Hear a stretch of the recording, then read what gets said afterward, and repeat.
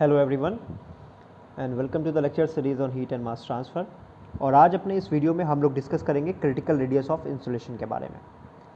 Insulation तो सबको पता ही है, जो हम लोग इंसुलेटिंग मटेरियल अपना लगाते हैं किसी भी बॉडी के ऊपर हीट ट्रांसफ़र को रोकने के लिए, ताकि इन्वायरमेंट से उसका जो हीट ट्रांसफ़र है वो क्या हो सके, रिटार्ड हो सके, कम हो सके या फिर रिड्यूस हो सके। तो उस मटेरियल को हम लोग बोलते हैं इंसुलेटिंग मटेरियल। तो अब उस इंसुलेटिंग मटेरियल की हमें कितनी रेडियस रखना है अगर वो हम सिलेंडर या स्फीयर के ऊपर लगा रहे हैं, तो उस रेडियस को हम इसमें समझेंगे और कैलकुलेट करेंगे। वहाँ पे हम समझेंगे कि क्रिटिकल रेडियस ऑफ इंसुलेशन क्या होती है।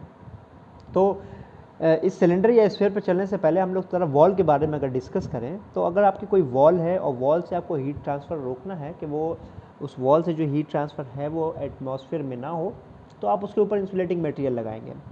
ठीक है, वॉल के केस में क्या, अगर आप इंसुलेटिंग मटेरियल की थिकनेस बढ़ाते रहें, इंसुलेटिंग मटेरियल उसके ऊपर बढ़ाते रहें, तो क्या होगा, इवेंचुअली आपका जो थर्मल रेजिस्टेंस है वो बढ़ता रहेगा और जो हीट ट्रांसफ़र का एरिया है ए, वो क्या रहेगा, वो आपका कांस्टेंट रहेगा। तो इस वजह से वॉल के ऊपर आप चाहे जितना भी थर्मल रेजिस्टेंस जो आपने लगाया है, जो इंसुलेशन लगाया है, उसकी थिकनेस आप इंक्रीज़ करते रहें, तो उसमें हीट ट्रांसफ़र रेट इंक्रीज़ ही होता रहेगा, वो उसकी थिकनेस पर डिपेंड नहीं करेगा। ठीक है, जैसे जैसे आप थिकनेस बढ़ाते रहेंगे हीट ट्रांसफ़र रेट डिक्रीज़ होता रहेगा। मगर जब आप केस कंसीडर करेंगे किसका, सिलेंडर का या फिर स्फीयर का, तो सिलेंडर या फिर स्फीयर के केस में जो कॉन्सेप्ट है कि आप थिकनेस उसकी बढ़ा रहे हैं या रेडियस बढ़ा रहे हैं तो हीट ट्रांसफ़र हमेशा कम होगा। तो ऐसा इस केस में नहीं होगा। क्यों नहीं होगा भाई इस केस में? क्योंकि सपोज़ करिए ये हमारा पेन जो है, स्केच जो है, ये आपका सिलेंडर है, इसमें से हीट ट्रांसफ़र हो रही बाहर की तरफ। तो जैसे जैसे आप क्या करेंगे, रेडियस बढ़ाते जाएंगे इसके ऊपर जो आपने इंसुलेटिंग मटेरियल लगाया, तो जैसे जैसे आप रेडियस बढ़ाते रहेंगे तो जो एरिया है, जो एरिया जिससे हीट ट्रांसफ़र हो रही है, वो एरिया भी क्या होगा, इंक्रीज़ होता रहेगा। ठीक है, इंसुलेटिंग मटेरियल लगाने से वो एरिया भी आपका क्या होगा, इंक्रीज़ हो जाएगा। और एरिया इंक्रीज़ होने की वजह से जो आपका कन्वेक्शन है, ठीक है, वो क्या होगा, कन्वेक्शन रेजिस्टेंस डिक्रीज़ हो जाएगा। तो अब यहाँ पर क्या होगा कि हम कैसे मालूम करना है कि कितनी हीट ट्रांसफ़र बढ़ेगा या घटेगा, तो ये आपका दो फैक्टर पर डिपेंड करेगा। किसके ऊपर? एक आपका कन्वेक्शन रेजिस्टेंस और दूसरा आपका कंडक्टिव रेजिस्टेंस। ठीक है, तो जो रेजिस्टेंस आपका ज़्यादा होगा, अगर थर्मल रेजिस्टेंस आपका ज़्यादा होगा तो उस हिसाब से हमारी हीट ट्रांसफ़र बढ़ेगी या घटेगी। अगर कन्वेक्शन रेजिस्टेंस आपका ज़्यादा होगा या कम होगा तो उस हिसाब से। तो ये दोनों फैक्टर जो भी उस पर डोमिनेट करेंगे, उस हिसाब से ही आपका हीट ट्रांसफ़र बढ़ेगा या घटेगा। चलिए, अब जो मैंने बात आपको बताई, इसको हम अच्छे से समझ लेते हैं। समझने के लिए क्या करेंगे, सपोज़ करिए कि ये हमारा एक सिलेंडर है और उस सिलेंडर की जो आउटर रेडियस है वो कितनी है, R1 है। R1 is the outer radius of cylinder. ठीक है, और इस सिलेंडर के अंदर मान लेते हैं कोई हमारा हॉट फ्लूइड भरा हुआ है और इसके ऊपर आपने जो इंसुलेटिंग मटेरियल लगाया उसकी रेडियस कितनी है, R2। इंसुलेटिंग मटेरियल को हमने यहाँ पे ग्रीन कलर से शो कराया। ठीक है, R2 क्या है, इंसुलेटिंग मटेरियल जो है उसकी रेडियस है। अब T1 जो है वो इस सिलेंडर की जो आउटर सरफेस है उसका टेम्परेचर है। T1 is the temperature of outer surface of cylinder. TA क्या है, TA जो टेम्परेचर है एयर का, एयर जो आपको पूरे सिलेंडर को चारों तरफ से घिरे हुए है, उसका जो टेम्परेचर है वो कितना है, TA है। और K इस मटेरियल की थर्मल कंडक्टिविटी है। कौन से मटेरियल की? K सिलेंडर की नहीं, K आपके ये जो इंसुलेटिंग मटेरियल है उसकी थर्मल कंडक्टिविटी K है।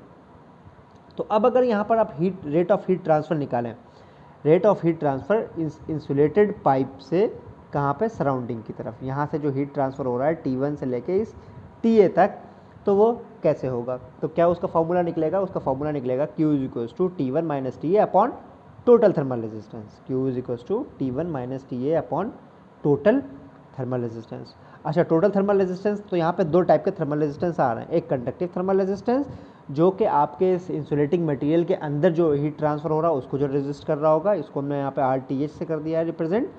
और एक convection thermal resistance, convective thermal resistance. Convective thermal resistance या फिर कन्वेक्शन रेजिस्टेंस क्या होगा, जो भी हीट ट्रांसफ़र होगी इस रेजिस्टेंस की सरफेस से एयर में ड्यू टू कन्वेक्शन, वहाँ पर जो हीट ट्रांसफ़र का रेजिस्टेंस होगा वो कन्वेक्शन रेजिस्टेंस होगा। और अपॉन में क्या होगा, R टोटल है तो इन दोनों का एडिशन, इन दोनों का एडिशन थर्मल प्लस कन्वेक्टिव या फिर conductive plus convective thermal resistance. ये फॉर्मूला हो जाएगा आपका हीट ट्रांसफ़र का इस आपका इंसुलेटिंग मटेरियल से एम्बिएंट एयर में। अच्छा, अगर इसकी वैल्यू आप फाइंड आउट करें कंडक्टिव थर्मल रेजिस्टेंस की, इसको हमने RTH से रिप्रेजेंट करें, तो RTH की क्या हो जाएगी वैल्यू, यहाँ पर आपका सिंपल सिलेंडर वाला फॉर्मूला लगेगा थर्मल रेजिस्टेंस का, तो नेचुरल लॉग R2/R1/2π/L। ये थर्मल रेजिस्टेंस यहाँ पे कैसे आया, ये पूरा हम लोग पिछले वीडियोज़ में अपना अच्छे से एक्सप्लेन कर चुके हैं, समझ भी चुके हैं। अगर किसी को कोई कन्फ्यूज़न है तो पहले जाके हमारी पिछली वीडियोज़ देख के इसे समझ सकते हैं। और कन्वेक्टिव थर्मल रेजिस्टेंस का फॉर्मूला क्या हो जाएगा, कन्वेक्टिव थर्मल रेजिस्टेंस का फॉर्मूला हो जाएगा यहाँ पे R कन्वेक्टिव = 1/HA।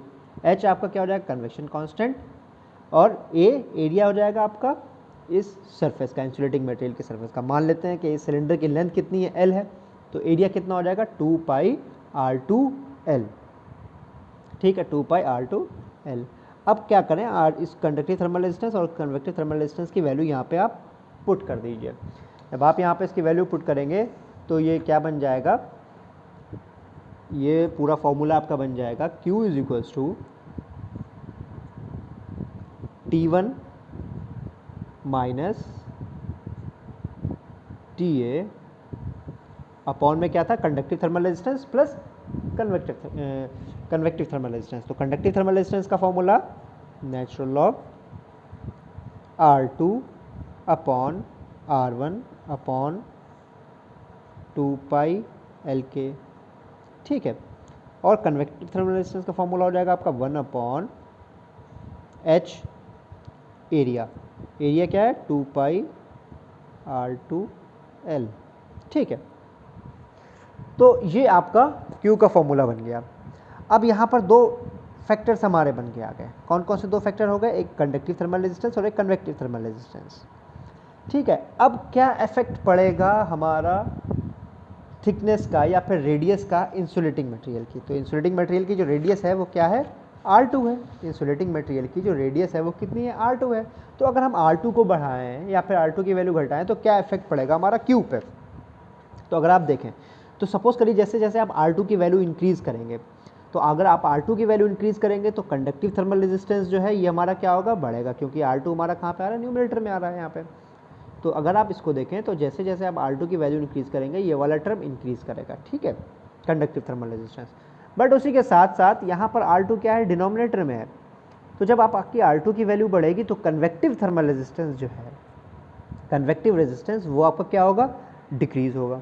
तो डिनोमिनेटर में एक टर्म आपका इंक्रीज़ हो रहा है और दूसरा टर्म आपका डिक्रीज़ हो रहा है। तो अब यहाँ पे समझने वाली बात है, तो इस दोनों का इफेक्ट हीट ट्रांसफ़र पे क्या पड़ेगा। तो इन दोनों का इफेक्ट हीट ट्रांसफ़र पे ये पड़ेगा, इन दोनों में जो भी फैक्टर एक दूसरे पे डोमिनेट करेगा। अगर ये वाला फैक्टर ज़्यादा इस पर डोमिनेट कर रहा है तो इस फैक्टर का इफेक्ट फाइनली इस पर पड़ेगा Q पे। अगर कन्वेक्टिव थर्मल रेजिस्टेंस इस पर डोमिनेट कर रहा है तो कन्वेक्टिव थर्मल रेजिस्टेंस का इफेक्ट इस पर पड़ेगा। तो यहाँ पर इन दोनों का इफेक्ट पड़ेगा यहाँ पर। अब हमें यहाँ पर कुछ क्लियर नहीं है। अब क्लियर करने के लिए क्या करेंगे, क्लियर करने के लिए हम इसमें कंडीशन एक लगाएंगे। ठीक है, कंडीशन वो क्या होगी कि अगर Q हमारा मैक्सिमम कब होगा, Q हमारा मैक्सिमम तब हो सकता है जब इस पूरे डिनोमिनेटर को हम लोग डिफ्रेंशिएट करें और उसको 0 के बराबर रख दें। ये कंडीशन होती है इस Q के मैक्सिमम की। ठीक है, तो क्या हम अगर मैक्सिमम निकालना चाह रहे हैं कि क्वांटिटी मैक्सिमम हो जाए हमारी Q, तो उसके लिए क्या करेंगे, आप इस डिनोमिनेटर को डिफ्रेंशिएट करेंगे उस फैक्टर के रेस्पेक्ट में जो फैक्टर हमारा बढ़ा रहे हैं घटा रहे हैं, और इसको इक्वेट कर देंगे 0 में। तो यहाँ पर किस फैक्टर के रिस्पेक्ट में हम डिफ्रेंशिएट करेंगे, जो रेडियस हमारी है R2, तो d/dr2, और ये पूरा टर्म आपका 1/2πLK।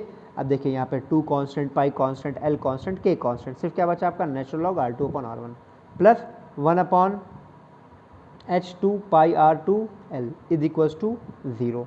अब यहाँ पर भी आपका क्या है, 2πL, ये तीनों कांस्टेंट हैं, H भी कांस्टेंट है। देखिए 2πL इस तरफ भी है, 2πL इस तरफ भी है, तो आप 2πL को बाहर निकाल लेंगे।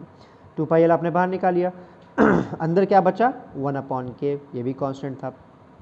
अब आप R2/R1 को क्या करेंगे, डिफ्रेंशिएट करेंगे with respect to R2, natural log R2/R1। तो इससे आप लिख सकते हैं natural log R2 minus natural log R1। R1 again constant है आपकी, R1 चेंज नहीं करें तो उसका डिफ्रेंशिएशन 0 हो जाएगा, और नेचुरल लॉग R2 का डिफ्रेंशिएशन सिंपली 1/R2। इसी तरीके से 1/H, 2πL आप कॉमन ले चुके हैं बाहर, तो 1/H यहाँ पे बचा, और 1/R2 का डिफ्रेंशिएशन हो जाएगा आपका माइनस का 1/R2² = 0। ठीक है। 2πl आप इक्वल्स टू को दूसरी तरफ भेज दें, इसे जब सॉल्व करेंगे तो 1/k multiply by 1/r2 is equals to 1/h multiply by 1/r2 square. तो फाइनली अगर आप देखें R2 की वैल्यू क्या हो गई, R2 की वैल्यू हो गई आपकी k/h। और यहाँ पर जो ये R2 की वैल्यू है वो आपकी क्या आएगी, क्रिटिकल वैल्यू कहलाएगी, क्रिटिकल रेडियस ऑफ इंसुलेशन कहलाएगी। क्यों? क्योंकि इंसुलेशन करने के बाद यहाँ पर Q की वैल्यू जो हो रही है वो क्या है, मैक्सिमम है। अगर आप इंसुलेटिंग मटेरियल जो आप लगा रहे हैं उसकी रेडियस कितनी रखेंगे, k/h के बराबर, कि पहले देखेंगे k की वैल्यू क्या है हमारी इंसुलेटिंग मटेरियल की और h की वैल्यू क्या है। अगर इस रेशियो के बराबर आप R2 की वैल्यू रखेंगे तो वहाँ पर जो हीट ट्रांसफ़र होगा वो मैक्सिमम होगा।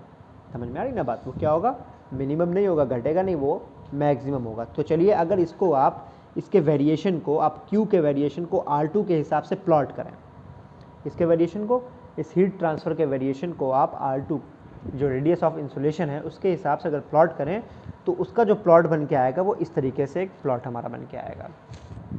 क्या बन के आएगा, ये वाला प्लॉट बन के आएगा। देखिए एक्स एक्सिस पे क्या है आपकी रेडियस इंक्रीज हो रही है और वाई एक्सिस पे क्या है आपका हीट फ्लो रेट जो है वो इंक्रीज होता दिखा रहा है 0 से Q तक का। तो जब आप इसको प्लॉट करेंगे वेरिएशन को प्रैक्टिकली जब इसे परफॉर्म करके प्लॉट करेंगे तो हमें जो ग्राफ कर्व मिलेगा वो ग्रीन कलर का कर्व इस तरीके से मिलेगा। यहाँ पे सबसे पहले क्या है, सबसे पहले जो आपका सिलेंडर है उसके ऊपर हमने कोई भी इंसुलेशन नहीं कर रखा है, तो एट दैट टाइम जो रेडियस होगी हमारी मैक्सिमम रेडियस क्या होगी, R1 होगी। At that time when the radius is R1 तो जो हीट ट्रांसफ़र हो रहा होगा उस हीट ट्रांसफ़र को हम लोग क्या बोलेंगे, heat transfer of bare cylinder. Bare cylinder मतलब उसके ऊपर कोई भी इंसुलेशन नहीं है। और फिर जैसे जैसे आप हीट ट्रांसफ़र, जैसे जैसे आप रेडियस ऑफ इंसुलेशन जो है वो इंक्रीज़ करते जाएंगे, और जब आप रेडियस ऑफ इंसुलेशन को इंक्रीज़ करेंगे और जब रेडियस ऑफ इंसुलेशन जो है क्रिटिकल वैल्यू के बराबर पहुंच जाएगी RCR इक्वल्स टू k/h, तो उस वक्त जो हीट ट्रांसफ़र है हमारी क्या होगी, मैक्सिमम हीट ट्रांसफ़र होगी। उससे हम लोग क्या बोलेंगे, Q मैक्स। ठीक है। फिर जैसे ही आप हीट और उसको इंक्रीज़ करेंगे, क्रिटिकल रेडियस ऑफ इंसुलेशन को जैसे ही आप और इंक्रीज़ करेंगे तो वहाँ पर फिर आपका क्या होगा, हीट ट्रांसफ़र की वैल्यू कम होना स्टार्ट हो जाएगी, घटने लगेगी। तो यहाँ से हमें क्या पता लगा कि जब R2 की वैल्यू आपकी किसके बराबर हो जाएगी, क्रिटिकल रेडियस ऑफ इंसुलेशन के बराबर, तब हीट ट्रांसफ़र हमारा क्या होगा, मैक्सिमम होगा। और हीट ट्रांसफ़र हमें कम करने के लिए हमेशा जो जो हमारी रेडियस है आपकी इंसुलेशन की, उसकी value critical radius of insulation से हमें ज़्यादा रखनी होती है। तो कब हीट ट्रांसफ़र इंक्रीज़ करेगा, जब R2 की वैल्यू RCR से ज़्यादा होगी। अगर R2 की वैल्यू R1 के बराबर हो जाएगी, इट मीन्स वहाँ पर कोई भी इंसुलेशन नहीं है, तो हीट ट्रांसफ़र आपका बेयर सिलेंडर के बराबर हो जाएगा। अगर R2 की वैल्यू आपकी क्रिटिकल रेडियस से कम और R1 से ज़्यादा है, इट मीन्स उसके ऊपर आपने इंसुलेशन कर रखा है, मगर उसकी वैल्यू आपकी क्रिटिकल रेडियस ऑफ इंसुलेशन से कम है, तो जैसे जैसे आप वैल्यू बढ़ाते रहेंगे इंसुलेशन की, वहाँ पर हीट ट्रांसफ़र आपका इंक्रीज़ होता रहेगा। तो वहाँ पर जो होगा वो हीट ट्रांसफ़र आपका क्या होगा, इंक्रीज़ होता रहेगा। तो ये था हमारा concept critical radius of insulation का। अच्छा, अब यहाँ पर एक हमारा क्वेश्चन उठ के आया, बहुत ही इंपॉर्टेंट क्वेश्चन जो आया वो यहाँ पे, कि अगर हम अपना हॉट वाटर है के पाइप्स हैं या फिर हमारा हॉट वाटर का कोई टैंक है, उसको आप इंसुलेट करना चाह रहे हैं, तो क्या हमेशा हम लोग पहले ये कैलकुलेट करेंगे उसे इंसुलेट करने से पहले, पाइप है या फिर हमारा टैंक है, कि इसकी इंसुलेशन की वैल्यू क्रिटिकल रेडियस से ज़्यादा है या नहीं है, क्या उसके हमें टेंशन लेनी चाहिए या फिर हमें उसको देखना चाहिए? तो इसका जो आंसर है वो है नहीं। हम लोग जब भी हीट, हमारी जो पाइप्स हैं, हॉट पाइप्स हैं या फिर हॉट वाटर टैंक्स हैं, अगर उसको हम इंसुलेट कर रहे हैं तो उनकी क्रिटिकल रेडियस ऑफ इंसुलेशन की वैल्यू कैलकुलेट करने की हमें ज़रूरत नहीं पड़ती, हम डायरेक्टली इंसुलेशन कर देते हैं। ऐसा क्यों? ऐसा इसलिए है कि देखिए अभी हमने RCR की जो वैल्यू आपको कैलकुलेट करके दिखवाई, वो कितनी वैल्यू निकली थी क्रिटिकल रेडियस ऑफ इंसुलेशन की, वो हमारी वैल्यू आई थी k/h। ठीक है। k क्या होता है आपका, k है आपका इंसुलेटिंग मटेरियल की थर्मल कंडक्टिविटी। ठीक है। और इंसुलेटिंग मटेरियल की थर्मल कंडक्टिविटी जो है वो मैक्सिमम केस में कितनी होती है, मैक्सिमम केस में आपकी होती है 0. अगर हम देखें तो मैक्सिमम वैल्यू होती है 0.05 वाट पर मीटर केल्विन। ठीक है। प्रैक्टिकली इतनी मैक्सिमम वैल्यू इसकी होती है।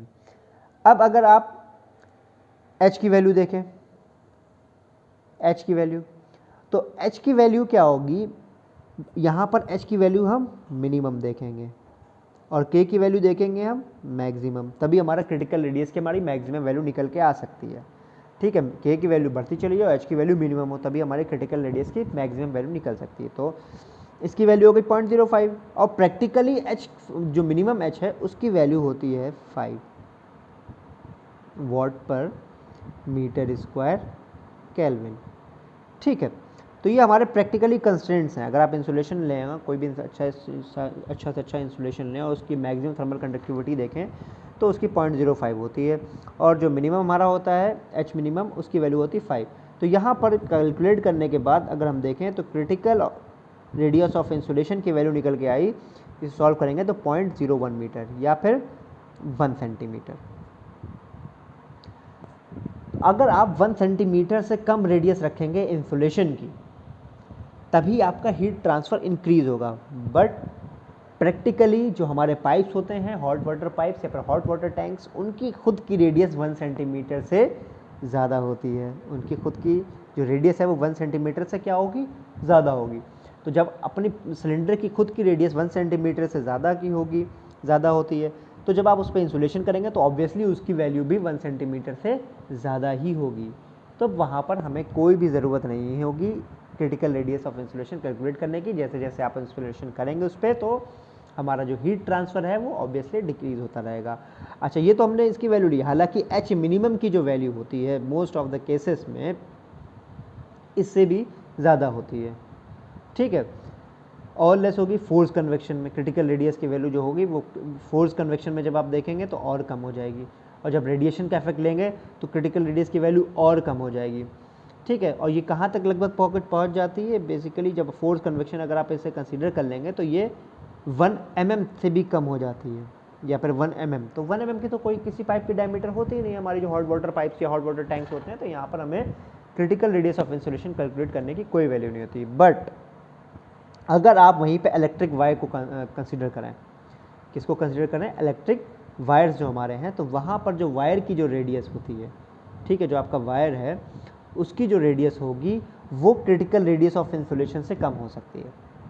तो वहाँ पर हम जब भी इंसुलेशन करेंगे तो उसमें हम क्रिटिकल रेडियस ऑफ इंसुलेशन को कैलकुलेट करेंगे।